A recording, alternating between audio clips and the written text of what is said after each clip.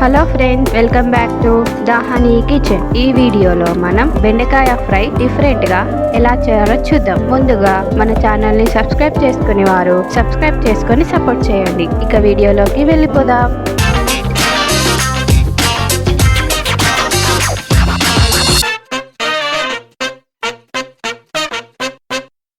ముందుగా స్టవ్ మీద ప్యాన్ పెట్టుకొని ప్యాన్ వేడయ్యాక 3 టేబుల్ స్పూన్ ఆయిల్ వేసి ఆయిల్ వేడయ్యాక 1/2 టీ స్పూన్ ఆవాలు, 1/2 టీ స్పూన్ జీలకర్ర, 1 టీ స్పూన్ మినపప్పు, 1 టీ స్పూన్ శనగపప్పు వేసి ఫ్రై చేసుకోవాలి. అవి కొంచెం ఫ్రై అయ్యాక 2 ఎండుమిర్చి ముక్కలు వేసి కలుపుకొని 5 పచ్చిమిర్చి ముక్కలు కూడా వేసి ఫ్రై చేసుకోవాలి. పచ్చిమిర్చి కొంచెం ఫ్రై అయ్యాక 2 మీడియం సైజ్ ఆనియన్ ముక్కలు వేసి ఫ్రై చేసుకోవాలి.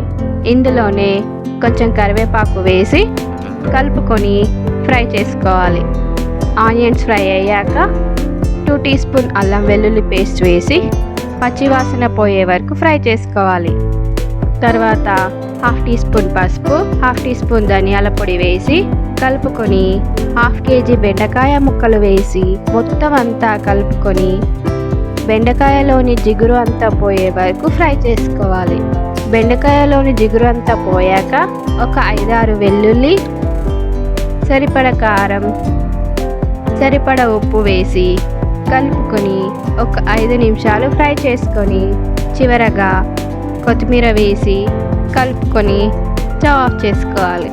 అంతే అండి, ఎంతో టేస్టీగా బెండకాయ ఫ్రై రెడీ. సో తప్పకుండా మీరు ట్రై చేయండి. Please subscribe the honey kitchen.